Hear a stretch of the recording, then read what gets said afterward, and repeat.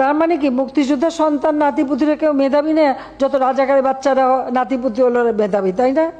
তাদের সাথে যদি কোনোভাবে তাদেরকে বুঝিয়ে শুনিয়ে আগামী 7ই আগস্ট পর্যন্ত কিছু করার নেই, কারণ সেদিন আপিল বিভাগে শুনানি হবে।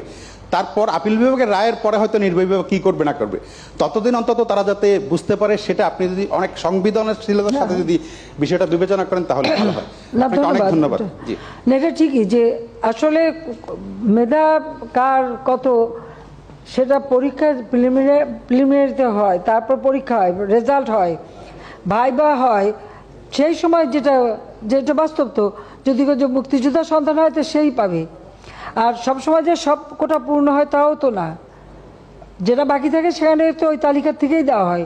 এর মধ্যে অনেক চাকরি কিন্তু ওই তালিকা থেকে দিয়ে দেওয়া হচ্ছে এটা, এবং সেটাও একটা নির্দেশ আমি দিয়েছিলাম। কাজে এটা কিন্তু আছে, কিন্তু সেখানে অবশ্যই মুক্তিযুদ্ধ